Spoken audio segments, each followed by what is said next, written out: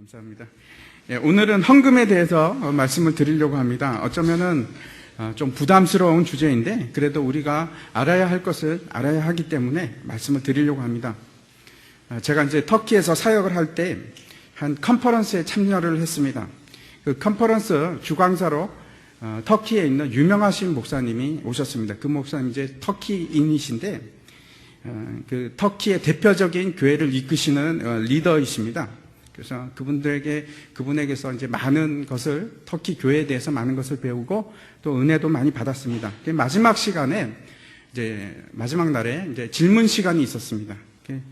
제가 이제 질문을 했습니다. 무슨 질문을 했냐면, 터키 교회는 왜 재정적인 자립을 이룰 수가 없습니까?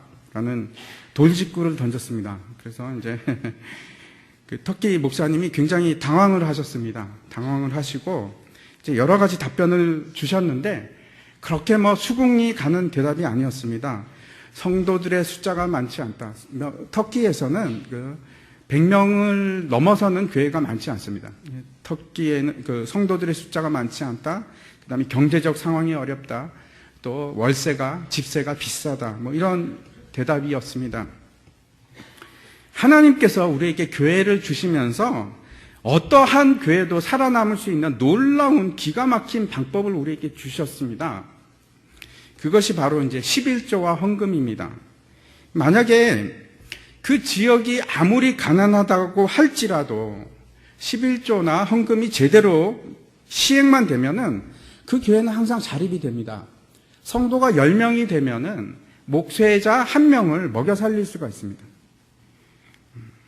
그때 이제 목회자는 10명의 평균 생활을 하게 됩니다. 물론 그렇다고 해서 그 10명이 낸 그 헌금을 가지고 그 교회가 운영되기는 힘듭니다. 만약에 건물이 있다고 하면 건물에 대한 월세를 내야 되지 않습니까?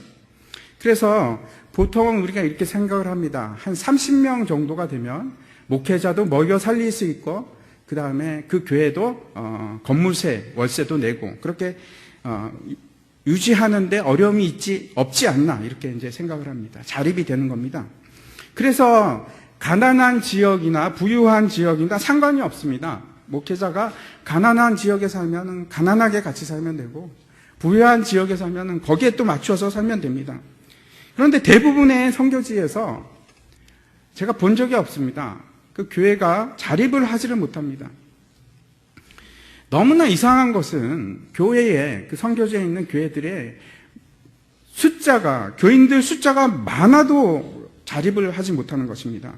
제가 한 번은 아주 많은 그 교회가 1000명이 넘는 현지 교회에 간 적이 있습니다. 여러분, 1000명이 넘으면 자립을 해야 되지 않습니까? 근데 자립을 못하는 겁니다. 왜 그렇다고 생각하십니까? 11조를 하지 않기 때문에, 헌금을 하지 않기 때문에 절대로 자립이 되지 않습니다. 제가 앞서 말씀드린 터키 컨퍼런스에서 터키 목사님께서 이제 그렇게 대답을 하시길래 마지막으로 제가 이런 얘기를 했습니다. 한국 교회는 처음부터 선교사들이 교회를 지어준 것이 아니고 우리 성도들이 다 힘을 모아서 벽돌 한 장도 같이 쌓아가면서 교회를 만들었습니다. 그래서 한국 교회는 우리 교회고 또 한국 교회는 대부분의 성도들이 11조를 합니다. 그래서 교회를 운영하는데 지장이 없습니다. 자립을 할 수 있습니다. 그렇게 제가 아주 뼈 있는 얘기를 하고 마쳤습니다. 그런 기억이 있는데 같이 고린도전서 19장 13절에서 14절을 한번 보시기 바랍니다. 제가 읽겠습니다. 성전의 일을 하는 이들은 성전에서 나는 것을 먹으며 제단에서 섬기는 이들은 제단과 함께 나누는 것을 너희가 알지 못하느냐? 이와 같이 주께서도 복음 전하는 자들이 복음으로 말미암아 살리라 명하셨느니라. 이 복음을 전하는 자들은 이 사역자들을 얘기합니다. 목사나 전도사나 선교사나 보통은 다른 일을 하지 않고 복음을 전하는 일만 주업으로 합니다.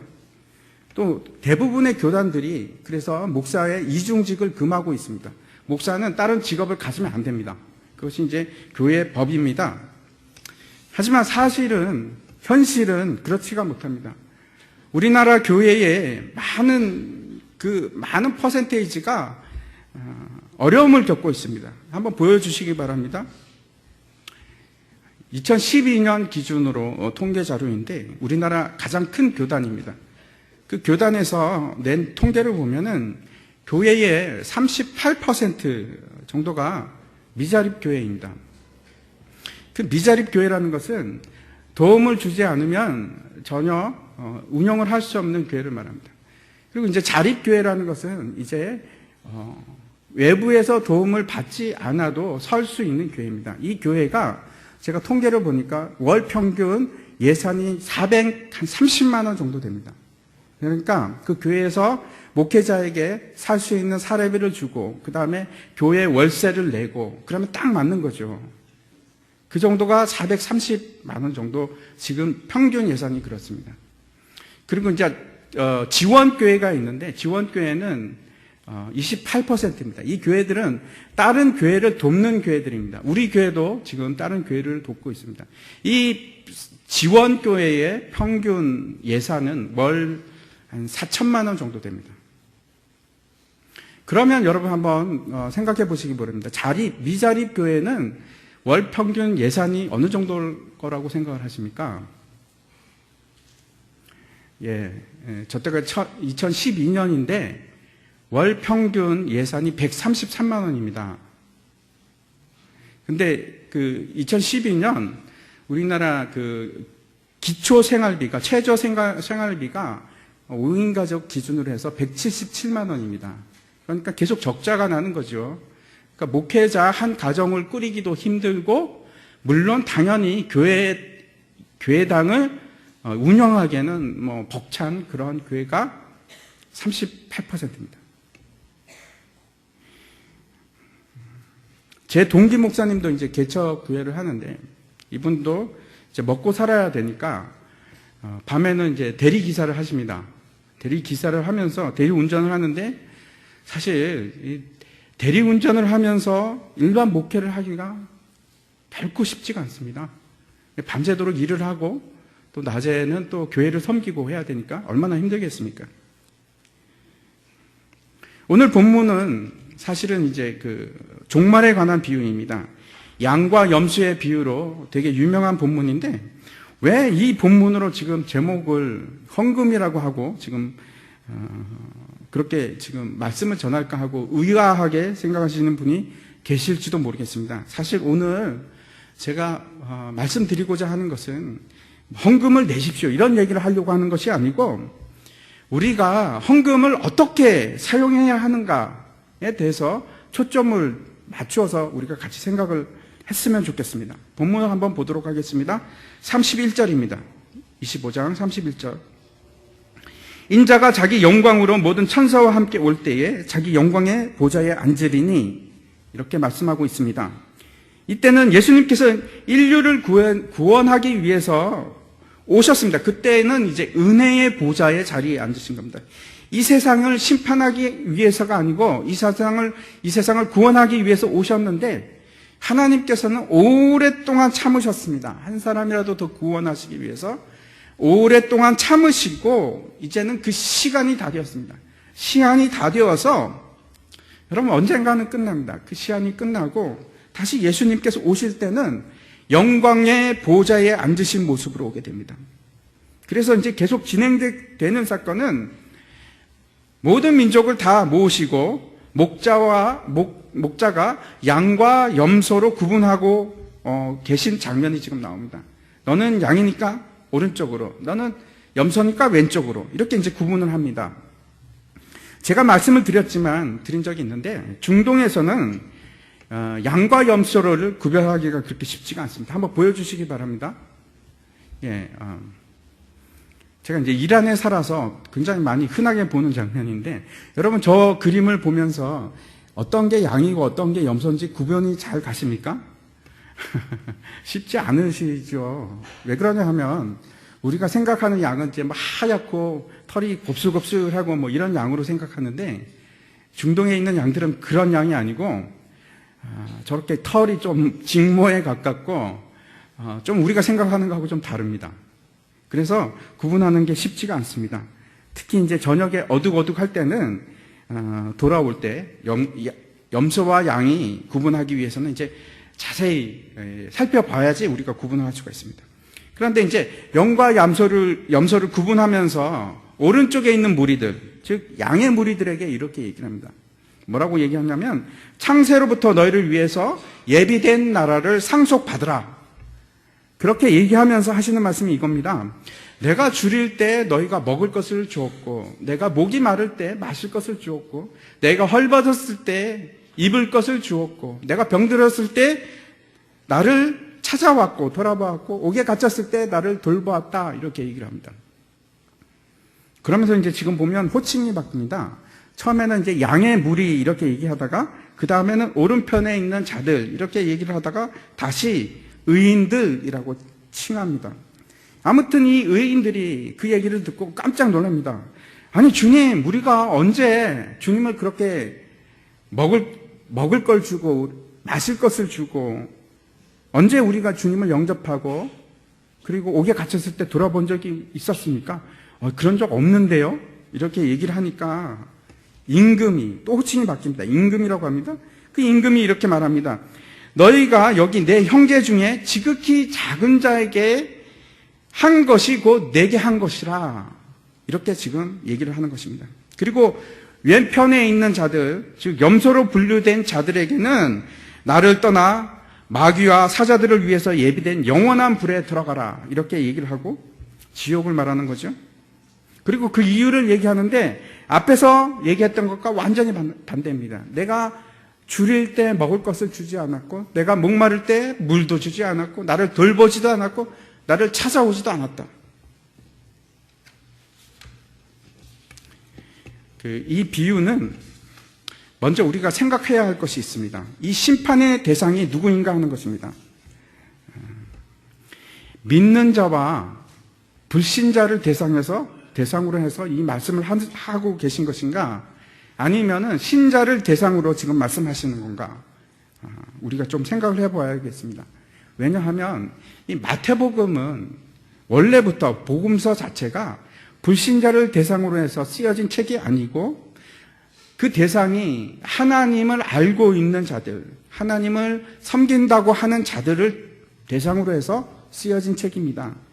또 중요한 것은 굳이 왜 양과 염소라고 했을까? 양과 일이라고 하지 않고 이렇게 구분을 합니다. 이 양과 염소는 목자를 따르는 무리라고 지금 앞에서도 얘기를 하고 있습니다. 목자가 구분을 합니다.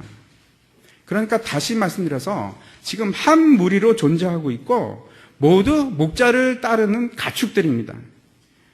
그리고 뭐 또 일이나 다른 동물과 달리 이제 한 집에 머물게 됩니다. 그래서 가축 아닙니까? 그러므로 이 비유는 지금 한 무리들, 믿는 사람들, 다시 말씀드려서 신자라고 하는 사람들, 즉 교회를 향해서 하는 말씀입니다. 성경에 보면은 염소는 그렇게 나쁜 뜻으로 쓰인 적이 없습니다. 여러분 한번 생각해 보시기 바랍니다. 염소가 나쁜 뜻으로 쓰인 적이 있나? 여기를 빼고, 이 본문을 빼고는 그렇습니다. 양이나 소나 염소를 제물로 동일하게 드리고 여러 가지 면에서 그렇게 나쁜 뜻으로 나오지 않습니다. 하지만은 양과 염소는 그 특성이 좀 틀립니다. 양은 시력이 별로 안 좋아서 앞을 잘 못 본다고 합니다. 그래서 갈 길을 잘 찾지를 못합니다. 그리고 이제 흩어지는 습성이 있습니다. 양과 염소를 같이 두어야지만 양들이 이렇게 무리를 지을 수가 있습니다. 염소가 좀 카리스마가 있는 것 같습니다. 그래서 그 양 속에는 항상 염소를 같이 둡니다. 그러면은 그 염소를 따라서 양들이 쫓아가게 됩니다. 지도력을 발휘하는 거죠. 그 염소가. 옛날에 이제 2009년에 여러분도 잘 기억하시죠? 세계 경기 침체가 있었습니다. 그 미국에서 시작된 프라임 모기지 사건이 생겨서 예상치 못하게 이제 전 세계가 갑자기 경제적으로 큰 타격을 받습니다. 그런데 되게 신기한 일이 있었습니다. 그 세계 경제의 흐름하고 전혀 상관이 없을 것 같은 사람들도 타격을 받습니다. 그 사람들이 이제 누군가 하면 몽골에 가면 양을 치는 사람들이 있는데 그 양 치는 사람들도 동일하게 굉장히 큰 타격을 받았습니다. 이제 이상하죠. 아니 왜 그 몽골에 있는 그 시골에 있는 사람들이 프라임 모기지 사건으로 그 사람들마저도 타격을 받는가? 보통 이제 양과 염소의 비율이 한 5대1 정도 된다고 합니다. 양 5마리에 염소 1마리 정도로 이제 배합을 하면 잘 무리가 형성이 된다고 합니다. 세계 경기가 그 전에 2009년 이전에 굉장히 세계 경기가 좋았습니다. 여러분 잘 아시죠? 왜 프라임 모기지 사태가 생겼는지.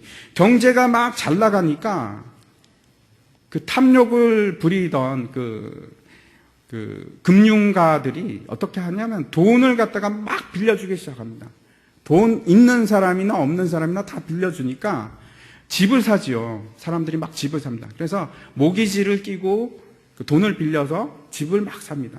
그러면 어떻게 됩니까? 집값이 폭등을 하죠. 그러니까 막 집값이 올라가니까 사람들이 더 빌려갑니다. 너도 나도 돈을 이제 빌려서 집을 삽니다. 그러다가 갑자기 어느 날 순간 그것이 무너져 버리고 맙니다. 지금처럼 지금도 막 정부에서 돈을 막 빌려주어서 지금 이제 집들을 많이 사고 있는데 심히 걱정이 됩니다. 아무튼 그 전에 경제가 굉장히 잘 나갔는데 경제가 잘 나가면서 어떤 현상이 생겼냐면 한번 보여주시기 바랍니다. 그 캐시미어가 저 원단인데 캐시미어 원단이 잘 나가기 시작합니다. 저것이 이제 고급 옷을 양복이나 이런 옷을 만드는 원단입니다. 근데 경제가 잘 나가니까 저 수요가 급격히 늘어나는 겁니다. 캐시미어를 찾는 사람들이 많으니까 뭐가 덩달아 값이 뛰냐면 염소 값이 뜁니다. 그래서 몽골에서 양 5마리에 염소 1마리를 키우기 시작했는데 염소 값이 뛰니까 저 캐시미어 염소 값이 뛰니까 양을 팔아서 염소를 사는 겁니다. 그래가지고 이제는 옛날에는 양을 주로 키웠는데 염소를 막 키우기 시작합니다. 돈을 잘 벌지요. 돈을 잘 버니까 어떻게 하냐면 이제 은행에서 대출을 받아갖고 오토바이를 삽니다. 그래서 몽골 사람들이 다 이제 오토바이를 타고 다닙니다. 그전에는 말 타고 다녔는데 오토바이를 막 다 이제 빚입니다, 빚. 그런데 2009년 그 사태가 경제 공황적인 사태가 터지고 나서 전 세계 경제가 좋아지지 않으니까 사람들이 양복을 안 찾습니다. 그러면 어떻게 됩니까? 캐시미어 값이 떨어지고 캐시미어 값이 떨어지면 염소 값도 떨어지고 염소 값을 떨어지니까 몽골에 있는 그 양을 치던 사람들이 갑자기 돈을 갚을 길이 없는 겁니다. 이게 실제 있었던 사건입니다. 그래서 어떡합니까? 자기가 있는 그 텐트에서 살지 않습니까? 몽골 사람들이. 그걸 팔아가지고 은행이 다 잡아가고 거지가 되는 겁니다. 제가 왜 이런 말씀을 드리냐 하면, 그리고 나서 이제 제가 한 가지 더 말씀드리면, 다시 회복을 해서 이제 염소를 키우지 않고 양을 키워야 됩니다. 그렇죠? 양을 다시 키우려고 하는데 문제가 생겼습니다. 염소는 양하고 틀리게 양은 풀만 먹습니다. 그래서 다시 조금 지나면 다시 풀이 자랍니다. 근데 염소는 뿌리까지 다 먹어버립니다. 그래서 염소를 키웠더니 풀이 나지 않는 겁니다, 땅에. 목조지가 참 많았는데 허벌판이 되어버리는 겁니다. 이 말씀을 드리는 이유는 인간의 탐욕에 대해서 제가 말씀드리는 겁니다. 양과 다른 염소의 탐욕, 이 염소가 뿌리까지 먹는 그 습성을 제가 얘기하고 싶어서 이 말씀을 드렸습니다. 그리고 염소의 털에 대해서 사람이 탐욕을 부리기 시작하고, 2009년에 일어난 그 프라임 모기지 사건도 마찬가지입니다. 월스트리트에 사는 그 금융가들이 말도 안 되는 탐욕을 부리면서 그 모든 것이 다 시작이 되었습니다. 그 탐욕이 전 세계를 망가뜨린, 경제를 무너뜨린 주역이 되었습니다. 제가 같이 한번 우리 레위기 25장 23절 말씀 한번 같이 보도록 하겠습니다. 토지를 영구히 팔지 말 것은 토지는 다 내 것임이니라. 너희는 거류민이요 동거하는 자로서 나와 함께 있느니라. 분명히 하나님께서 우리에게 재물을 허락하셨습니다. 아브라함에게도 이렇게 말씀하시죠. 너는 내가 보여줄 땅으로 가라. 가나안 땅으로 가게 하고 그 땅에서 거하게 합니다. 하지만 그렇다고 해서 그 땅을 아브라함에게 주신 것은 아닙니다. 제가 말씀드리는 것은 아브라함 역시 이 땅에서 나그네로 살았습니다. 분명히 하나님께서 우리에게 주신 재물이 있습니다. 그렇다고 우리가 그것을 우리 것으로 여길 수는 없습니다. 여러분, 땅은 영원히 존재하지만 우리는 언젠가는 죽을 수밖에 없는 나그네로 이 땅에서 살아갑니다. 재물이 우리는 우리 것이라고 생각을 하지만 그런 것이 아니고 하나님께서 우리에게 재물을 다스리고 지배할 수 있는 권리를 주셨습니다. 내가 주인 노릇을 하라는 것이 아니고 하나님께서 우리에게 주신 명령은 청지기로 이 땅에서 살라는 그런 명령을 주신 것입니다. 청지기라는 것은 그것을 내 것으로 여기는 것이 아니고 재물을 잘 관리해서 중요한 그 의무가 있습니다. 잘 나누어 주는 것입니다. 청지기가 하는 것은 그 하나님의 재물을 잘 나누어 주는 것이 그 청지기에 맡은 직무입니다. 오늘이 무슨 날인가 하면 특별히 중요한 날입니다. 유태인들에게 있어서 굉장히 의미가 있는 날입니다. 오늘이 이제 주빌리라는 날인데 희년이라는 뜻입니다. 희년입니다. 오늘이 유태력 히브리력으로 7월 10일인데 7월 10일이 이제 나팔절이 시작되면서 희년을 선포하는 날입니다. 그 희년이라는 것은 50년째를 얘기합니다. 이제 처음에 6년 동안은 이제 성경 말씀에 의하면 6년 동안은 우리가 열심히 일하고 6년이 지나면 7년째는 안식년이 됩니다. 그럼 안식년이 되면 어떻게 하는 겁니까? 그냥 쉬는 겁니다. 1년 동안. 굉장히 좋죠. 그러면 뭘 먹고 삽니까? 하나님께서 뭐라고 말씀하시냐면 6년째, 7년째 먹을 양식까지 2배로 주겠다고 약속을 하셨습니다. 그래서 6년째는 보통 평년에 거두는 것의 2배를 거두게끔 하나님께서 축복해 주시고 그래서 7년째는 그냥 쉬는 겁니다. 그렇게 7년이 지나고 또 7년이 지나고 7번의 7년이 지나면 49년이 지나죠. 그러면 50년째는 희년이 됩니다. 희년이 된다는 것은 48년째에 하나님께서 3배로 축복을 해 주셔야 됩니다. 그래서 48년도 먹고 살 수 있고 49년은 일하지 않고 먹고 살고 안식년이니까 그 다음에 50년째가 되면 희년이기 때문에 그냥 사는 겁니다. 이 희년의 목적이 무엇이냐 하면 사람이 살다 보면 경제적으로 불평등해집니다. 어떤 사람은 돈이 많아지고 어떤 사람은 가난하게 됩니다. 그러면 땅도 팔고 먹을 것이 없으니까 가서 소작도 하고 그런 불평등이 생기는데 희년이 되면 모든 것이 다 제로입니다. 다시 원점으로 돌아가서 나한테 하나님께서 주신 땅을 다시 돌려받게 됩니다. 너무나 놀라운 제도죠. 그 희년이 바로 은혜의 해입니다. 누가복음 4장 18절 19절을 한번 보여주시기 바랍니다. 제가 읽겠습니다. 주의 성령이 내게 임하셨으니 이는 가난한 자에게 복음을 전하게 하시려고 내게 기름을 부으시고 나를 보내사 포로된 자에게 자유를 눈먼 자에게 다시 보게 함을 전파하며 눌린 자를 자유롭게 하고 주의 은혜의 해를 전파하게 하려 하심이라 하였더라. 이 은혜의 해가 바로 주빌리 희년입니다. 희년. 주의 은혜의 해. 이 은혜의 해가 오늘 선포되는 날입니다. 이 세상의 모든 땅은 우리는 내 것으로 등기가 되어 있으니까 내 거라고 생각을 하지만 하나님께서 분명히 레위기에서 뭐라고 하냐면 땅은 내 것이다.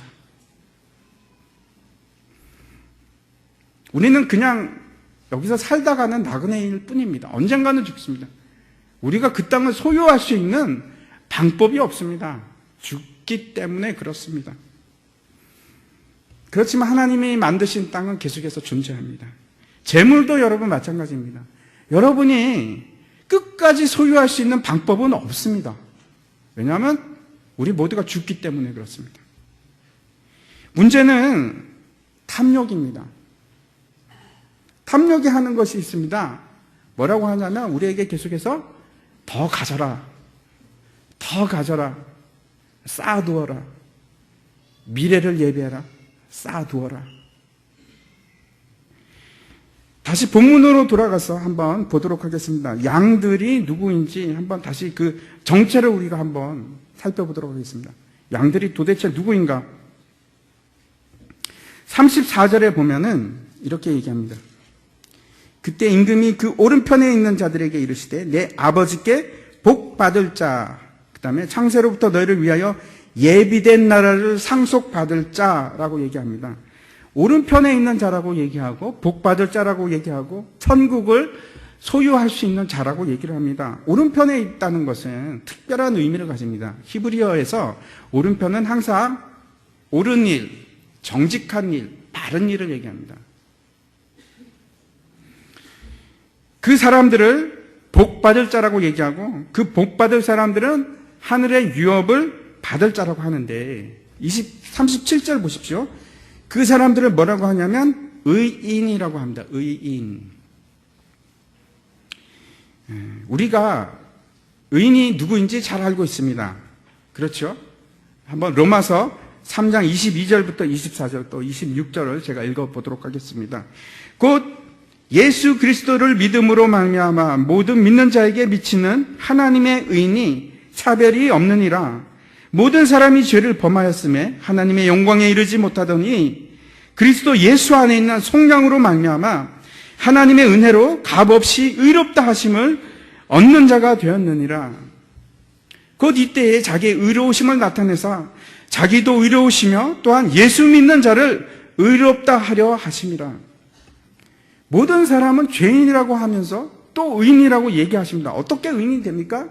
예수 그리스도를 믿는 믿음으로 의인이 됩니다. 그것을 우리가 칭의라고 합니다. 제가 말씀드리는 것은 원래부터 의롭기 때문에 의롭다고 얘기를 하는 것이 아니고 원래는 의롭지 않은데 값 없이 의롭다 하는 칭함을 준다고 얘기를 합니다.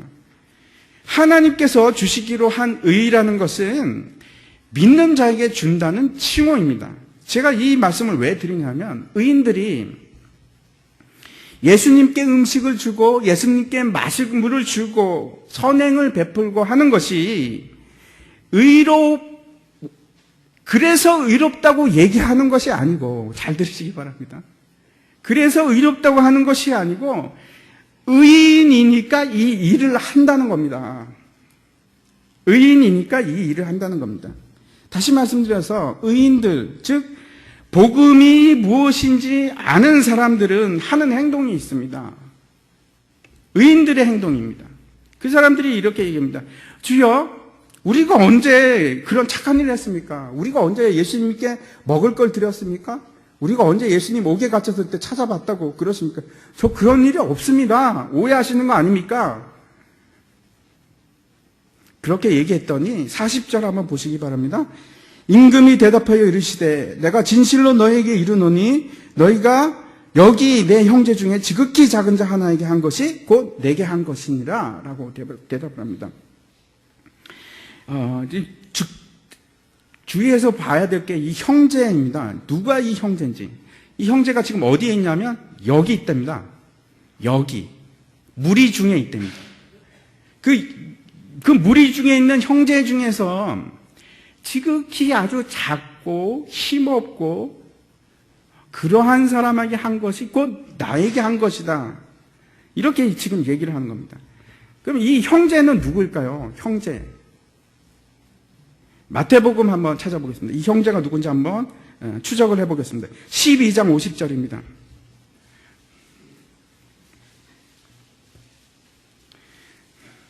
제가 읽도록 하겠습니다. 마태복음 12장 50절.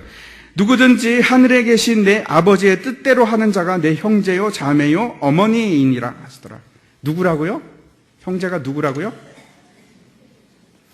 하나님 뜻대로 하는 자, 내 아버지 뜻대로 하는 자가 내 형제요, 자매요, 어머니. 아, 형제는 하나님 뜻대로 하는 자가 형제구나. 그렇죠? 내 아버지 뜻대로 하는 자가 형제구나. 우리는 거기까지는 알겠습니다.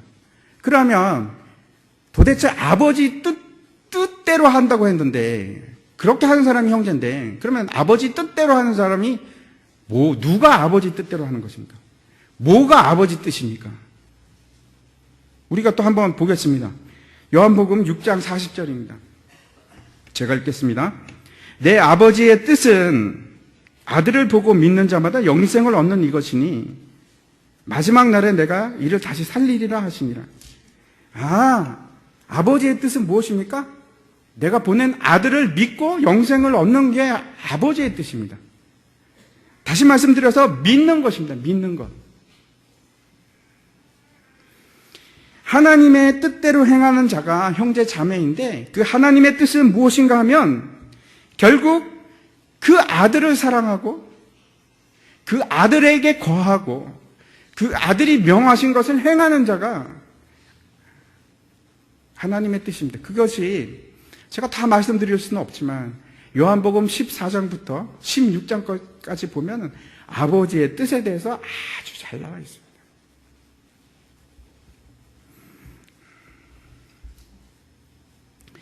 이런 일이 여기서는 결국 형제를 먹이고 입히고 병들었을 때 찾아가고 옥에 갇혔을 때 돌아보고 그렇게 하는 것이 결국은 어떤 것이냐면 아버지의 뜻대로 행하는 것인데, 그런데 그러면 왜 여기서 다시 한 가지 생각할 것은, 이상하다, 왜 거지를 입히고 그런 건 이해하겠는데 왜 옥에 갇혔을 때, 왜 병들었을 때 이런 얘기를 할까? 여러분, 죄인 하면 어떤 생각이 드십니까? 저는 일단 청송감호소가 생각이 나고요. 형무소, 서대문 형무소 같은 것이 생각이 납니다. 그런 죄인을 연상하게 되는데 왜 여기서 거지라고 얘기하지 않고 또 거지에 헐벗고 줄이고 못 먹는 사람이 또 감옥을 얘기하고 있을까를 우리가 좀 생각을 해봐야 됩니다. 다시 한번 마태복음 10장을 한번 가서 다 같이 한번 가 보시기 바랍니다. 앞으로 가서 마태복음 10장으로 한번 가 보시기 바랍니다.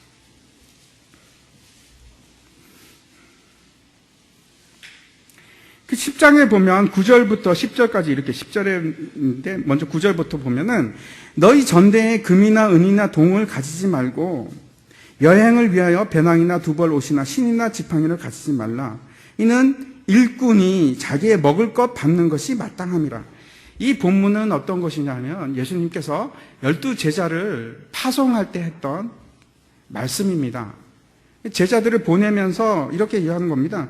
돈 가지지 말고 두벌옷 가지지 말고 가라. 무슨 얘기냐 하면 너희 스스로 살 수 있는 능력을 가지지 말고 가라. 그리고 영접할 사람을 찾아라. 내가 너희를 먹일 것이다. 이렇게 얘기합니다. 그래서 이 사람들은 자기 스스로가 행할 수 있는 능력이 없기 때문에, 자기 자신을 먹일 수 있는 능력이 없기 때문에 영접할 사람을 찾습니다. 영접할 사람을 찾고, 이제 보시면 17절 한번 보시기 바랍니다. 17절에 보면 이렇게 얘기합니다. 사람들을 삼가라. 그들이 너희를 공회에 넘겨주겠고 그들의 회당에서 채찍질하리라. 계속 뒤에 밑으로 가면 보면 사람들이 공회에 넘기고 채찍질하고 결국은 옥에 갇히게 되고 핍박을 당할 것이다. 좀 이해가 가십니까? 오늘 마태복음 25장에서 지금 누구를 얘기하고 있는 것인지, 그 작은 예수들이 누구인지, 그 소자들이 누구인지 조금 여러분이 이해하시길 바랍니다. 다시 돌아가서 25장에 있는 그 사람들이 결국 먹을 것이 없고 입을 것이 없고 결국 옥에 갇히고 하나님의 사람들을 얘기합니다. 하나님의 사람들. 그 대표적인 사람이 사도 바울입니다. 복음을 위해서 채찍을 맞고 또 돌에 맞고 공회에 끌려가고 옥에 갇혔던 사람입니다. 빌립보서 4장 16절부터 19절까지 한번 제가 읽도록 하겠습니다. 데살로니가에 있을 때에도 너희가 한 번뿐 아니라 두 번이나 나의 쓸 것을 보내었도다. 내가 선물을 구함이 아니요 오직 너에게 유익하도록 풍성한 열매를 구함이라. 내게는 모든 것이 있고 또 풍부한지라. 에바브로 디도 편에 너희가 준 것을 받았으므로 내가 풍족하니 이는 받으실 만한 향기로운 제물이요 하나님을 기쁘시게 한 것이라. 나의 하나님이 그리스도 예수 안에서 영광 가운데 그 풍성한 대로 너희 모든 쓸 것을 채우시리라. 빌립보 교회는 마게도냐에 있는 교회인데 그 교회가 어려운 가운데서도 옥에 갇혀 있는 사도 바울을 이렇게 돕습니다.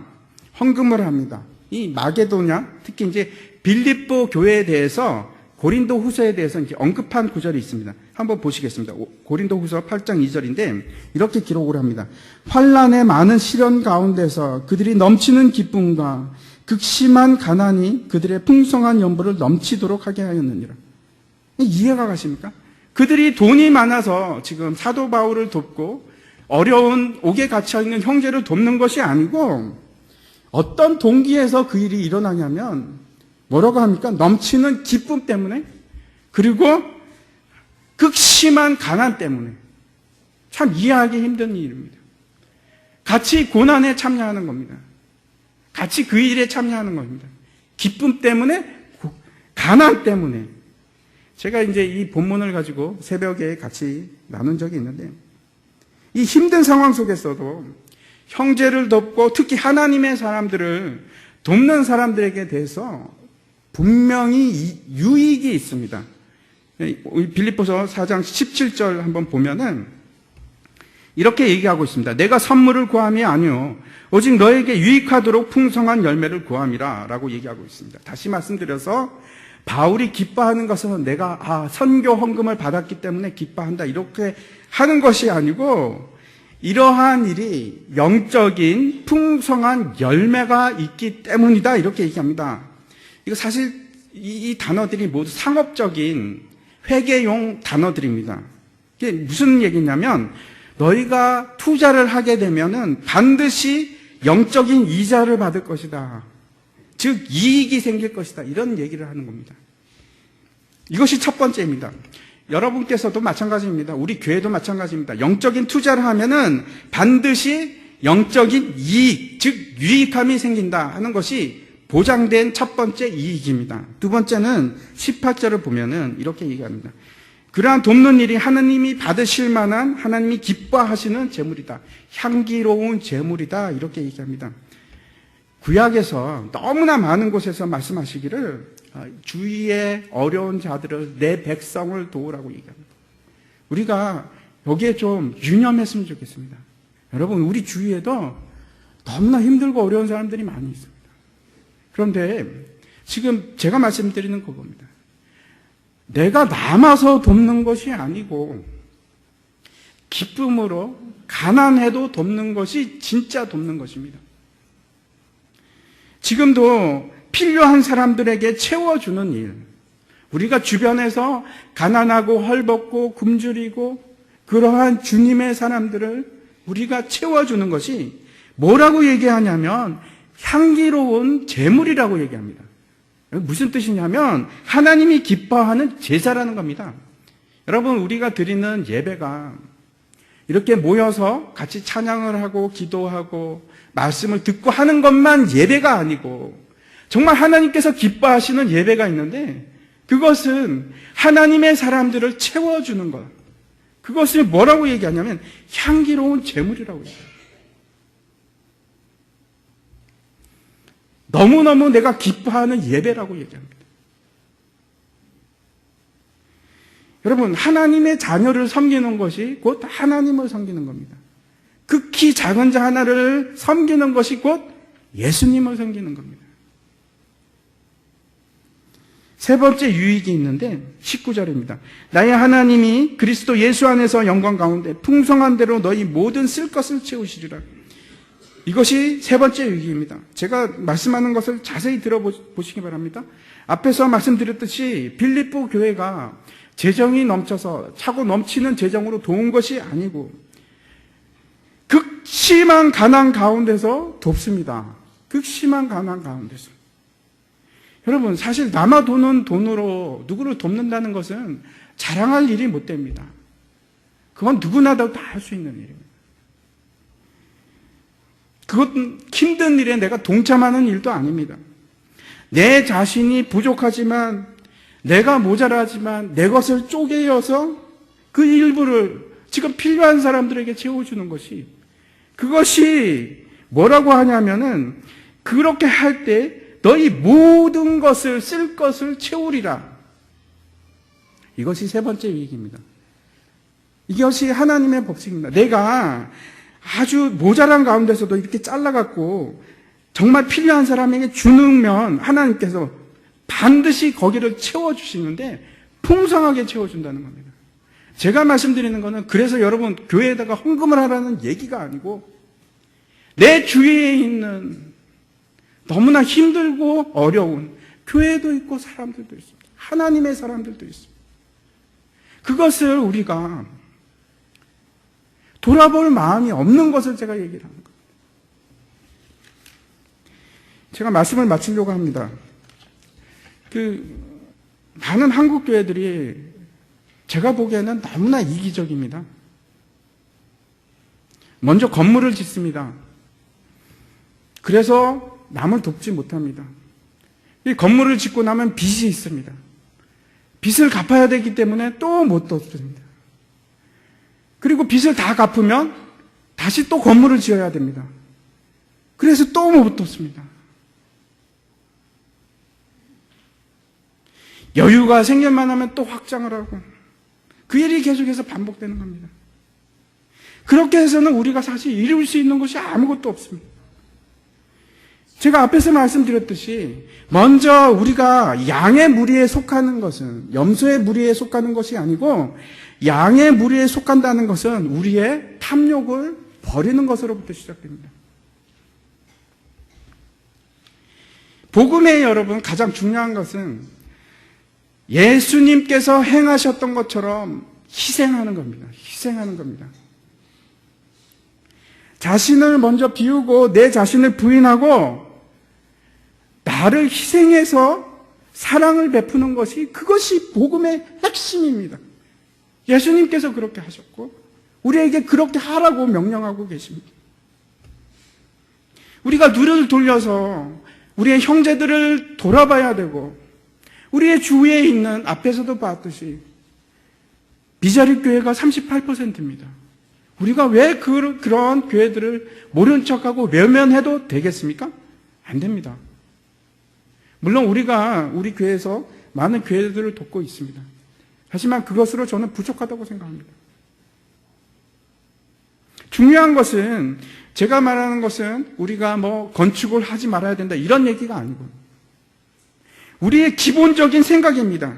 우리 것을 다 채우고 우리가 배부른 후에 남을 돌보는 것이 아니라는 것을 제가 오늘 말씀드리려고 그러는 것입니다. 그것이 개인이 되었던 교회가 되었던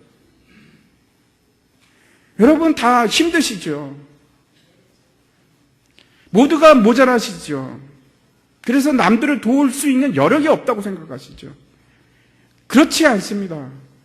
도운다는 것은 그거하고 상관없는 일입니다. 내가 모자랄 때 도우는 것이 진정으로 돕는 것입니다. 내가 지극히 가난한 가운데서도 쪼개서 도울 수 있습니다.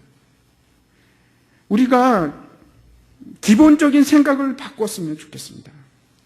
왜냐하면 오늘이 희년이 선포되는 날이기 때문에 더더욱 제가 이 말씀을 드립니다. 은혜의 해가 되는 것은 모든 사람들에게 자유케 하고 어둠이 물러가게 하고 모든 가난한 자들이 사라지게 하는 것이 희년의 의미입니다.